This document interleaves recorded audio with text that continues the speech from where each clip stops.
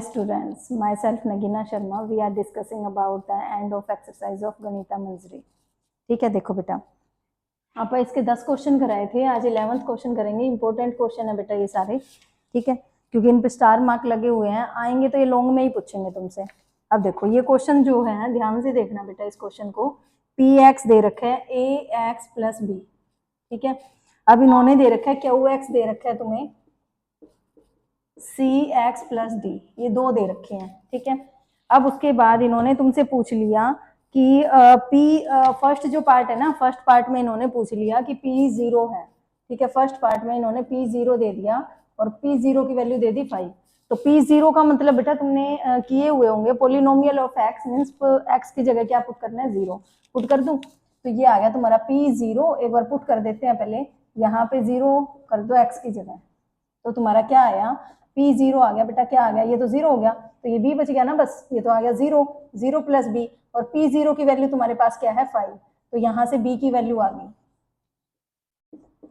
मैं बताती हूँ तुम्हें इसमें पता क्या करना है, ए बी सी डी की वैल्यू फाइंड आउट करनी है, समझ आ गई बात। अब तुम्हें क्या करना है, पहले पार्ट में पी जीरो दे रखा था, तो मतलब कि एक्स की जगह जीरो पुट कर दिया, जीरो पुट करके तुमने वैल्यू निकाल दी, और यहां से बी की वैल्यू आ गई तुम्हारे पास 5, ठीक है। अब पहले बेटा सेकंड पार्ट नहीं करेंगे, थर्ड पार्ट को उठाएंगे अपन, ठीक है। अब इसके थर्ड पार्ट में देखो क्या दे रखा है, P X plus Q X is equal to 6x plus 4, ठीक है, ये दे रखी है। अब देखना पहले इसमें ये पुट कर दूं ना वैल्यू, यहाँ से पी एक्स अब निकालना क्या आया, पी एक्स अगर मैंने यहाँ से निकाला अब, तो ए एक्स और बी की वैल्यू तुम्हारे पास आ गई 5, ठीक है। तो तुम्हारा पी एक्स ये आ गया, और इस पी एक्स को इसमें पुट कर दूं ना, है ना, क्योंकि पी एक्स अपन ने फर्स्ट इक्वेशन से पुट कर लिया, निकाल लिया मतलब, तो ये आ गया ए एक्स प्लस 5। यहाँ से क्यू एक्स दे रखा था बेटा क्या, सी एक्स प्लस डी, और ये आ गया सी एक्स प्लस 4। अब ये एक्स एक्स वालों को एक साथ रख लू ना, तो A X plus C X plus 5 plus D is equal to C X plus 4।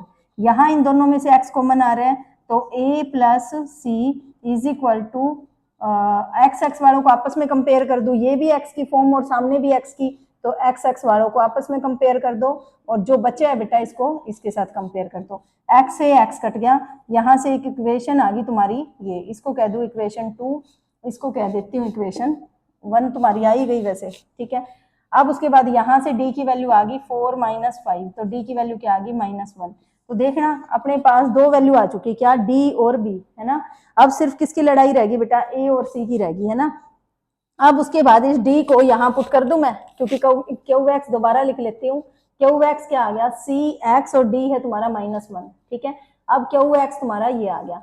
अब सेकंड पार्ट को उठाते हैं अपन, ठीक है। सेकंड पार्ट में ये कह रहे थे P X minus Q X, P X minus Q X, इन दोनों में वैल्यू पुट कर दो बेटा। पी एक्स अपन ने क्या निकाला था, ए एक्स प्लस 5, है ना, क्या था ए एक्स प्लस 5, और क्यू एक्स अपन ने निकाल लिया क्या, सी एक्स -1, है ना। अब उसके बाद इसको सोल्व कर दो, ए एक्स प्लस 5 माइनस सी एक्स प्लस 1, ठीक है। अब ये देखो ये ए माइनस सी इंटू में एक्स कर दू ना, और ये दोनों क्या आ गए 6, और ये देखना किस फॉर्म में बन रहा है, जैसे ये फॉर्म थी ना तुम्हारी, है ना, वैसे ये बन रही है। अब ये क्या बनी, A X plus B is equal to Y, ये था ना तुम्हारी लीनियर इक्वेशन, मीन्स की किस फॉर्म में दे रहे थे हमें, y is equal to A X plus B. देखना ये इसी फॉर्म में बन गया ना, ए एक्स प्लस बी, है ना, इसको पूरे को ये मान लो एक बार, तो A X plus B is equal to Y, ठीक है। अब यहां से देखो बेटा तुम्हारे पास क्या आ गया, अब ए माइनस सी इंटू में एक्स, है ना, तो प्लस 6 इसके इंटू में एक्स है, प्लस में 6 इज इक्वल टू वाई। अब देखना क्या एक्स, अब ये खुद तुम्हें एक थोड़ी सी हिंट दे दी इन्होंने कि एक्स एक्सिस एट 3 एंड 0, ठीक है, मतलब कि 3 एंड 0 का मतलब क्या है, एक्स की वैल्यू 3 है ना, यहाँ पे पुट कर दूं, तो a माइनस सी इंटू में 3 प्लस में 6 इज इक्वल टू वाई, है ना, और y 0 दे रखा है, देखो 0 पुट कर दो ना यहाँ पे, ठीक है।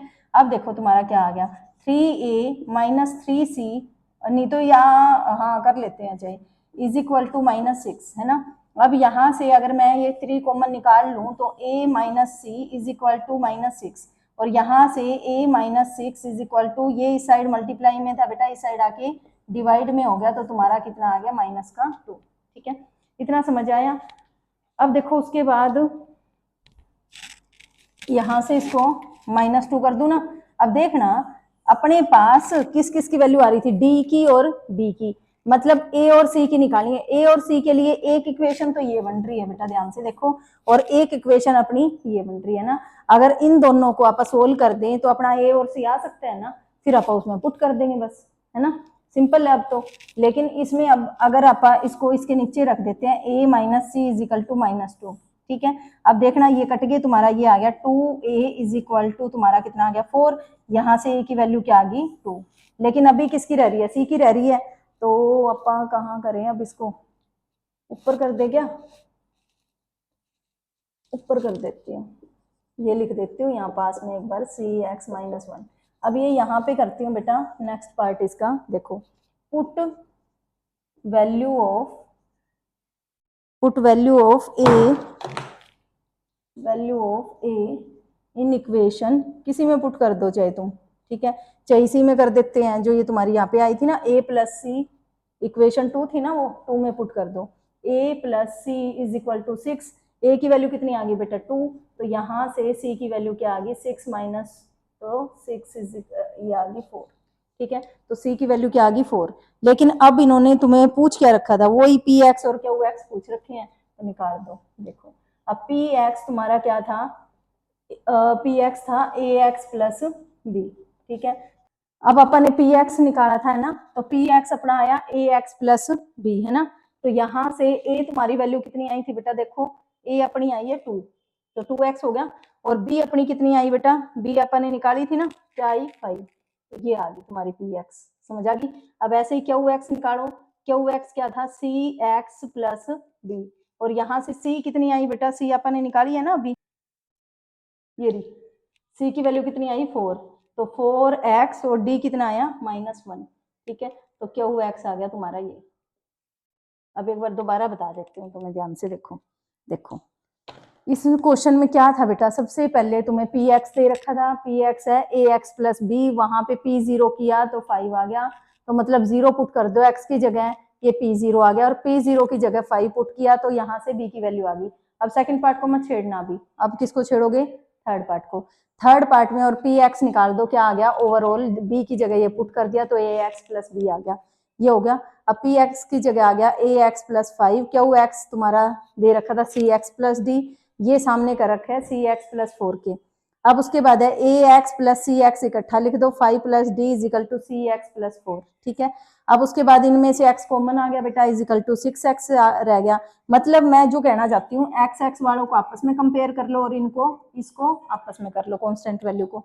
अब x के x कट गया बेटा, a plus C is equal to 6 आ गया, सिर्फ इतना है ये क्वेश्चन, ठीक है। अब उसके बाद आगे देखो, यहाँ d की वैल्यू आ गई, तो तुम्हारे पास b और d आ गए, मतलब a और c रहेगी। अब सेकंड पार्ट को छेड़ो, सेकंड पार्ट में क्या कह रखा है, P X minus Q X, P x क्या है ए एक्स प्लस 5, और क्यू एक्स कितना है सी एक्स -1, -1 कहाँ से आ गया, डी की वैल्यू पुट कर दी इसमें। अब ये जब सोल्व किया तुमने तो ये फॉर्म आ रही है ना, ये फॉर्म अगर ओवरऑल देखे तो y के इक्वल में आनी चाहिए, क्यों, क्योंकि इसने आगे कोऑर्डिनेट दे रखे हैं 3 और 0, मतलब कि 3x की जगह पुट करना है और y की जगह 0 पुट करना है। एक इक्वेशन यहाँ से आ गई, एक इक्वेशन ये है बेटा, और एक इक्वेशन ए और सी की फॉर्म में ये थी, इन दोनों को आपस में सोल्व करोगे, ए की वैल्यू ये आ गई और सी की वैल्यू तुम्हारी आ गई 4। अब इन्होंने पी एक्स और क्यू एक्स पूछ रखे थे, तो पी एक्स आ गया 2x प्लस 5 और क्यू एक्स आ गया तुम्हारा 4x -1, ठीक है। तो ये तुम्हारा इंपॉर्टेंट क्वेश्चन था बेटा, काफी लंबा क्वेश्चन है, ठीक है, थोड़ा सा दिमाग तुम्हें लगाना पड़ेगा इसमें। तो ये तुम्हारा क्वेश्चन हो गया 11 कंप्लीट। अब उसके बाद 12 क्वेश्चन देखो।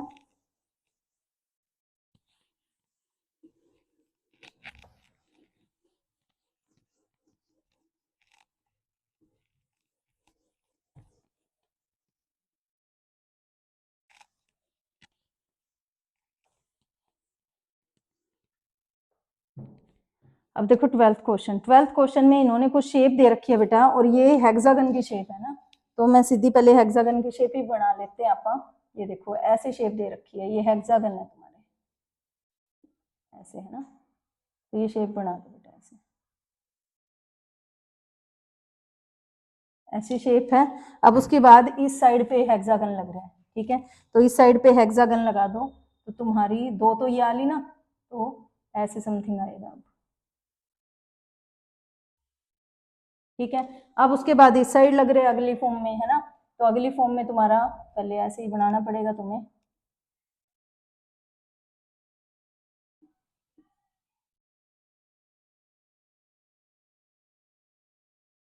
अब उसके बाद यहाँ पे भी कर दो, 2 पॉइंट तो ये आ लिए ना, तो 3 4 5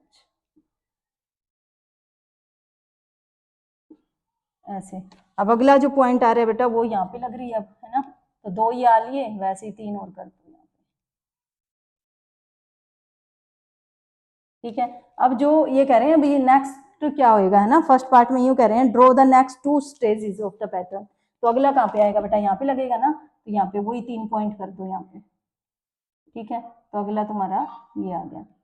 अब उसके बाद अगला देखें तो नेक्स्ट कौन सा, ये बना के फिर अगले में करोगे तुम। ठीक है, फिर अगले में फिर ये 3 करके और ऐसे कर दो।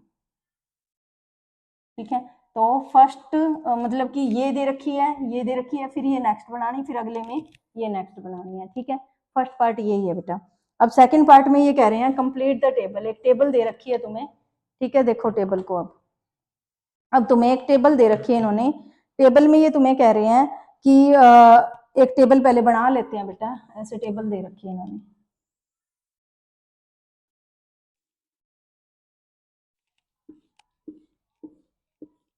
ऐसे टेबल है। ठीक है, ये है स्टेजेस नंबर, क्या है, स्टेजेस नंबर, और यहाँ पे क्या दे रखा है तुम्हें, नंबर ऑफ मैच स्टिक। मतलब ये जो शेप बना रखी है ना, ये माचिस की तिलियों से कर रखी है इन्होंने, मैच स्टिक से। ठीक है, अब उसके बाद है, अगर पहली स्टेज में देखें तो कितनी ये मैच स्टिक यूज हो रही है बेटा, 1 2 3 4 5 6, है ना, पहली में हो रहे हैं 6। ठीक है, अब दूसरे की बात करूं तो दूसरी में 2 में, टोटल 2 में देखना 6, तो ये 7 8 9 10, है ना, तो अदरवाइज वैसे देखो 6 और 6 कितनी हो, वैसे अपनी एक कम हो रही है ना, शेप ढंग से बना लेना भैया, 1 2 3 4 5 बन रही है, तो एक और आनी चाहिए थी यहाँ पे। ठीक है, ऐसे समथिंग आएगा। ठीक है, तो ये हेक्सागन बनना चाहिए, ये ध्यान रखना बस। ठीक है, तो ये यहाँ क्या बनना चाहिए बेटा, हेक्सागन बनना चाहिए, ऐसे आएगी। ठीक है, तो ये हेक्सागन बनना चाहिए, थोड़ा सा टेढ़ा कर लेना।